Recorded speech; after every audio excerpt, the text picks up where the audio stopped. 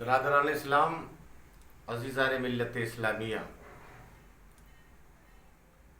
میں نے جس آیت کریمہ کو پڑھا ہے، اللہ تبارک و تعالی ارشاد فرماتا ہے، یا ایھا الذین آمنوا ادخلوا فی السلم کافہ، اے ایمان والو اسلام میں مکمل داخل ہو جاؤ، ولا تتبعوا خطوات الشیطان، اور شیطان کی اتباع نہ کرو، انہ لکم عدو مبین، بے شک وہ تمہارا کھلا ہوا دشمن ہے۔ تو ایمان والوں کو اس آیت مبارکہ کے اندر یہ حکم دیا گیا گا کہ اسلام میں مکمل داخل ہو جاؤ۔ پتہ چلا ہم اسلام کے اندر مکمل داخل کب ہوں گے اور کیسے ہوں گے؟ آج ہم اپنی ضرورت کی چیز جب ہوتی ہے تو وہاں پر یہ ظاہر کرتے ہیں کہ ہم اسلام میں داخل ہیں، اور جہاں ضرورت کی چیز نہیں ہے فوراً الگ ہو گئے، دنیا کے لہو و لعب میں، دنیا کی برائیوں میں، دنیا کے کاموں میں، دنیا کی برائیوں میں گرفتار ہو جاتے ہیں اور اسلام کو بھول جاتے ہیں، اور پھر دہائی یہ دینے لگتے ہیں کہ ہمارے اوپر ظلم ہو رہا ہے، ہمارے اوپر ستم ڈھایا جا رہا ہے، ہم کو پریشان کیا جا رہا ہے۔ یہ ہم دہائی بہت زیادہ دیتے ہیں، اور ہر چار جانب سے ہمارے کانوں میں یہ آواز آتی ہے کہ ہمارے اوپر ظلم ہو رہا ہے، ہم مظلوم ہیں، مگر تمہیں نبی کا ارشاد نہیں معلوم ہے؟ پیغمبر اعظم صلی اللہ علیہ وسلم فرماتے ہیں جب تمہارے اعمال برے ہو جائیں گے، جب تم بدعمالیوں میں گرفتار ہو جاؤ گے اور اسلام کے دامن سے الگ ہو جاؤ گے تو تمہارے اوپر ظالم شہنشاہ، ظالم بادشاہ، ظالم حکمراں تمہارے اوپر مسلط کر دیے جائیں گے۔ آج حال یہی ہے کہ اب اسلام سے الگ ہو گئے۔ ہمارے یہاں دور حاضر کے جو معاملات ہیں کہ ہم اسلام سے کتنا الگ ہیں، بس ایک مثال دے کر میں آپ کے سامنے واضح کرنا چاہوں گا کہ ہم اسلام کے دامن سے کتنا الگ ہو چکے ہیں۔ آج ہمارے یہاں شادی بیاہ دیکھ لیجئے، اسلام سے کتنا ہٹ کے، اسلام سے الگ ہو کے، اسلام کے دامن سے الگ ہو کے، اسلام کے قوانین سے الگ ہو کر ہمارے یہاں شادی بیاہ ہو رہے ہیں۔ مثال کے طور پہ میں آپ کو بتاؤں کہ جو ہمارے یہاں ایک لعنت داخل ہو گئی ہے جہیز کی، اور جو قرآن کہہ رہا ہے کہ اسلام میں مکمل داخل ہو جاؤ، آج ہمارے یہاں جب شادی بیاہ کا معاملہ آتا ہے اور ہم ایک دوسرے کو سے شادی طے کرتے ہیں تو سب سے پہلے ڈیمانڈ یہ ہوتا ہے، جہیز کا مطالبہ کیا جاتا ہے۔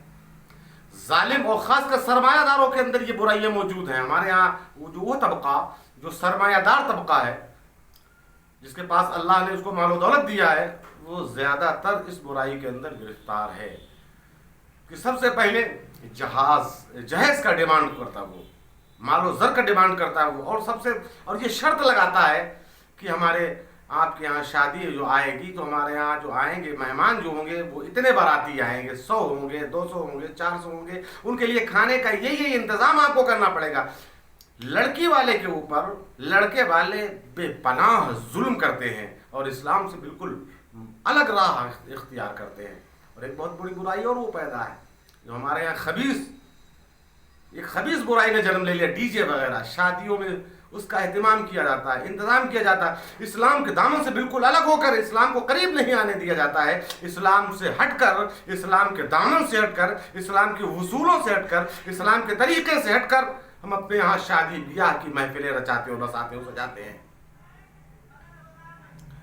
جو شادی جاتی ہے تو ڈی جے کا انتظام ہوتا ہے، لڑکی والے کے اوپر لڑکا والا ظالم بن جاتا ہے اور اسلام سے کوئی تعلق نہیں اس کا ہوتا، اسلام سے الگ ہٹ کے وہ اپنی شادی بیاہ رچاتا ہے۔ کچھ دیر کے لیے جب شادی پہنچ جاتی ہے، پہنچنے کے بعد جب نکاح کا وقت آتا ہے تو لوگ کہتے ہیں اب اسلام کو بلا لو۔ اس سے پہلے تو اسلام کوسوں دور تھا، اسلام سے کوئی تعلق ہی نہیں تھا، اسلام سے کوئی سروکار ہی نہیں تھا، اسلام سے بالکل مخالف تھے، الگ تھے، مگر اب جب شادی کا وقت آیا، نکاح کا وقت آیا، تب تلاش کیا جا رہا ہے اسلام کو۔ مولانا صاحب کو بلائیے، گواہوں کو بلائیے تاکہ نکاح ہو جائے۔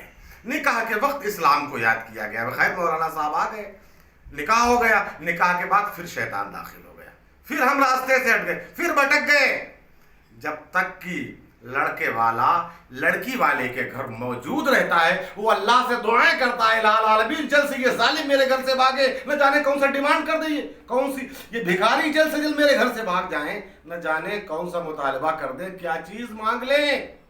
खाने का डिमांड 100-100, 200-200, 400-400 बाराती जा रहे हैं, उसके ऊपर जुल्म कर रहे हैं। वो बेचारा अपना मकान बेचता है, दुकान बेचता है, जमीन बेचता है, न जाने कहां से वो इंतजाम करता है, मेहनत और मशक्कत करता है, मेहनत और मशक्कत करके जमा करता है और अल्लाह से दुआ करता है, मौला जल्द से जल्द ये मेरी लड़की को रुखसत कर दें, रुखसत लेके जाएं, रुखसत लड़की, मेरी लड़की इज्जत व आबरू के साथ रुखसत हो जाए, ताकि मेरी इज्जत व आबरू महफूज हो जाए।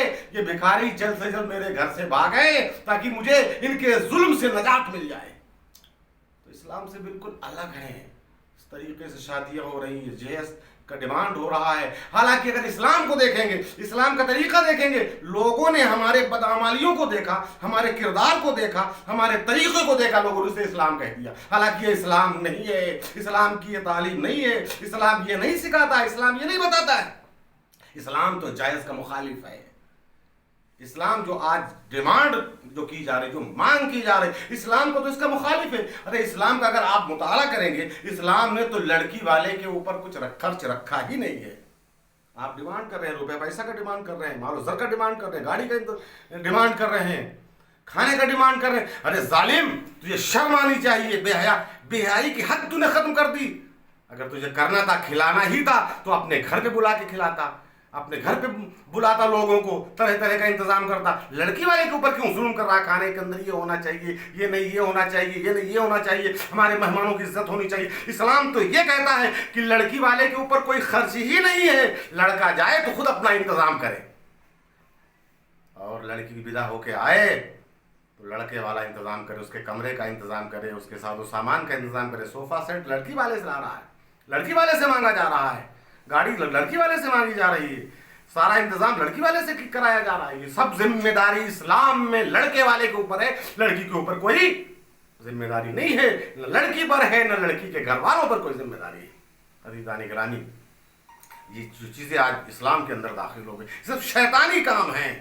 और हम खास कर मैं उस तबके को कहूँगा, उन लोगों को कहूँगा, गरीब तो बेचारा इन बड़ों को देख कर पिसा जा रहा है, मजबूरी में करें। हमारे यहाँ जो सरमायादार तबका है, पैसे वाला तबका है, वो इस तरीके की कभी हरकतें कर रहा है, जुल्म कर रहा है गरीबों के ऊपर, इस्लाम को बदनाम कर रहा है। ये इस्लाम का तरीका नहीं है, इस्लाम की रविश नहीं है, ये इस्लाम के वसूल नहीं है। अगर मुसलमान हो, इस्लाम को मानते हो, तो फिर मुकम्मल इस्लाम में दाखिल हो जाओ। इस्लाम से अलग है, रो रहे हैं, हमारे ऊपर जुल्म हो रहा है, हमारे ऊपर मोदी जी जुल्म कर रहे हैं, हमारे ऊपर योगी जी जुल्म कर रहे हैं, हमारे ऊपर हुकूमत जुल्म कर रही है। जरा आपने भी गिरेबान में मुंह डालकर देख, तो इस्लाम से कितना दूर हो चुका है, तो इस्लाम के दामन से कितना दूर हो चुका है। वला तत्तबिउ खुतवात शैतान पे तू चल रहा है, तूने शैतान की इत्तबा व फरमाबरदारी की है। अज़ीज़ान गिरामी, अल्लाह के रसूल जनाब सय्यद कायनात सल्लल्लाहु अलैहि वसल्लम ने फरमाया, जब बंदों की बदअमालियाँ बढ़ जाती हैं, गुनाह बढ़ जाता है, लोग गुनाह करने लगते हैं, तो उनके ऊपर जालिम हुक्मरान मुसल्लत कर दिया जाता है। जो आज हमारे ऊपर जुल्म हो रहा है, ये गैर, हम दूसरे का रोना क्यों रोएं? हम ये क्यों नहीं देखते कि हमारी बदअमालियाँ कितनी बढ़ गई हैं, हमारी बदकिरदारियाँ कितनी बढ़ गई हैं, इस्लाम के दामन से कितना हम दूर हो चुके हैं। और एक शादी हो गई, शादी के बाद फिर हम इस्लाम से दूर हो जाते हैं। आज हमारे यहाँ जो तलाक का मामला चल रहा है, 3 तलाक़ें, अगर हजरत सैयदना उमर फारूक आज़म का ज़माना होता, जो आज मुद्दा उठाया जा रहा है, टीवी के ऊपर उछाला जा रहा है और इस्लाम को बदनाम किया जा रहा है, ये इस्लाम का तरीका नहीं। इस्लाम ने तो पहले, आज से 1400-1450 साल पहले ही 3 तलाक के ऊपर रोक लगा दी थी। आज जो कानून यहाँ की हुकूमत बना रही है हमारे ऊपर, वो भी किसको दिया जा रहा है कानून बनाने के लिए? मोदी जी को, कि 3 तलाक नहीं होनी चाहिए। अरे इस्लाम ने ये दरवाजा बहुत पहले बंद कर दिया था। हजरत सैयदना उमर फारूक आज़म के ज़माने में अगर कोई 3 तलाक देता था तो उमर फारूक आज़म उसको कोड़े लगाए थे। अज़ीज़ान गिरामी, इस्लाम में तलाक बड़ी कबीह चीज़ है, बड़ी बुरी चीज़ है, गलत चीज़ है, इसकी मुमानियतें आई हैं, लानत फरमाई गई है तलाक देने वाले के ऊपर। मगर आज जो हमारे यहाँ रवा 3 तलाक का हो गया, हालांकि कुरान ने भी इसको मना फरमाया, अब तलाक़ मरतान फ़इम्साकुम बिमारूफ़ व तसरीहुम बिइहसान, आयत मुबारका है। حدیث پاک کے اندر اللہ کے رسول جناب سید کائنات صلی اللہ علیہ وسلم نے ایک مجلس کے اندر 3 طلاق کو منع فرمایا. میں آپ کو بتاؤں یہ طلاق کیوں ہے. طلاق تو پہلے بات تو طلاق غلط چیز ہے, ہونی ہی نہیں چاہیے, طلاق دینی ہی نہیں چاہیے. مگر اگر طلاق تمہیں دینا ہی ہے, اسلام میں اس لیے رکھا گیا ہے. ہم دوسرے مذاہب کا جب مطالعہ کرتے ہیں, کتابوں کو پڑھتے ہیں اور رسائل اور جرائد کا مطالعہ کرتے ہیں, دیکھتے ہیں کہ جن مذاہب میں طلاق کا رواج طلاق نہیں ہے, ان کے یہاں طلاق کا کوئی اصول نہیں ہے, طلاق نہیں رکھی گئی ہے. اب عورت اپنے شوہر سے چھٹکارا چاہتی تو کیا کرے. تو میں نے دیکھا, سنتا ہوں آئے دن اخباروں میں اس طرح کی خبریں آتی ہیں کہ عورتیں اپنے اوپر پیٹرول چھڑک رہی ہیں, ماری جا رہی ہیں, جلائی جا رہی ہیں. تو اسلام نے حکم دیا تم عورتوں کو جلاؤ نہ, مارو نہ, ختم نہ کرو. اگر تمہاری دونوں کی نہیں بن رہی ہے تو طلاق کا راستہ ہے. مارو نہیں, کاٹو نہیں, ان کو پھانسی سولی پہ نہ چڑھاؤ, ان کو پھانسی پہ نہ چڑھاؤ, پھانسی کے پندے پہ مت لٹکاؤ, ان کو مارو نہیں, ان کو قتل نہ کرو, ان کے اوپر تیل مت چھڑکو, ان کو جلاؤ نہ. بلکہ یہ طریقہ ہے. اس طریقے سے اگر نہیں دونوں کی بن رہی ہے, زندگی جہنم بن چکی ہے, پہلے تو یہ چاہیے کہ کوشش کرے کہ نبھائے. اور اسی لیے اسلام نے جو جہیز کو منع فرمایا ہے وہ اسی بنیاد پر کہ شادی آسان بناؤ. اگر کاش کہ ہم نبی کے اس فرمان پر عمل کرتے, شادی کو آسان بناتے, جہیز کے ڈیمانڈ کو ختم کرتے, تو آج جو ہمارے گھروں میں لڑکیاں بیٹھی ہوئی ہیں یہ بیٹھی نہ ہوتی. یہ جہیز کا ڈیمانڈ نہ ہو. شادی اگر آسان ہو, کیونکہ دونوں اجنبی ہوتے ہیں, لڑکی بھی اجنبی ہوتی ہے اور لڑکا بھی, اور دونوں ایک جگہ جمع ہوتے ہیں, دونوں کی شادی ہوتی ہے.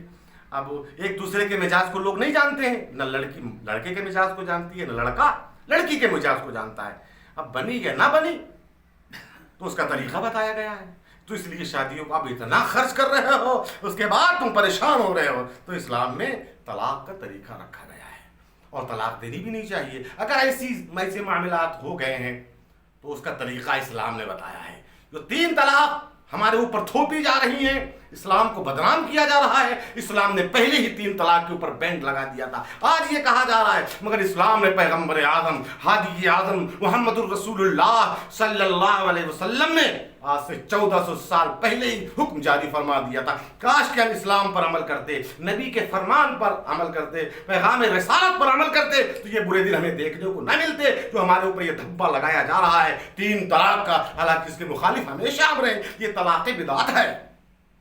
طلاق دینا ہی ہے, اگر نہیں بن رہی ہے تو اس کا اسلام نے طریقہ بتایا ہے, اس طریقے پر طلاق کیجیے. مگر آج لوگ علماء سے قریب ہوتے نہیں, علماء کے پاس بیٹھنا نہیں چاہتے, اسلام سیکھنا نہیں چاہتے, کیونکہ اسلام کے روش سے الگ ہے, اسلام کے اصولوں سے الگ ہے. علماء کے قریب نہیں جاتے, برو لوگوں کے پاس بیٹھتے, شریعت معلوم نہیں, دین معلوم نہیں, اسلام معلوم نہیں, مذہب معلوم نہیں. بیوی میں انمن ہو گئی, طلاق دے دی, پہنچے مفتی صاحب کے پاس, اور مفتی صاحب مجھ سے غلطی ہو گئی, میں نے اپنی بیوی کو طلاق دے دی. کہے طلاق دیا, 3 طلاق دیا. حضور اب کوئی راستہ نکالیے, اب کوئی راستہ بتائیے. طلاق بھی دے کے آیا تو 3 دے کے آیا, پوری مکمل 3 دے, جتنے بندوق کے اندر جتنی فائریں تھیں ساری فائریں نکال کے آیا ہے. اب آیا مفتی صاحب کے پاس. کاش کہ تم مفتی صاحب کے پاس پہلے بیٹھا ہوتا, تو نے اسلام کے اصول جانے ہوتے, اسلام کا طریقہ جانا ہوتا, پیغمبر اعظم صلی اللہ علیہ وسلم کی زندگی کو پڑھا ہوتا, تو اپنی بیوی کو 3 طلاقیں نہ دیتا. اب 3 طلاق دے کے آیا ہے مفتی صاحب کے پاس, مسئلہ پوچھنے نہیں آیا ہے, بلکہ اس لیے آیا تاکہ کوئی راستہ نکال دے. سرکار حضور کوئی مسئلہ نکالی, کوئی طریقہ نکال دیجئے, کوئی راستہ نکال دیجئے کہ یہ میری زندگی میں دوبارہ آ سکے. کاش کہ تو اسلام کو پڑھا ہوتا تو ایسا نہیں. اگر طلاق ہی دینا تھی تو اپنی بیوی کو 1 طلاق دیتا, 2 طلاق دیتا, تاکہ تیرے پاس اختیار رہتا. اب تو تیرے پاس اختیار رہا ہی نہیں ہے. اب تم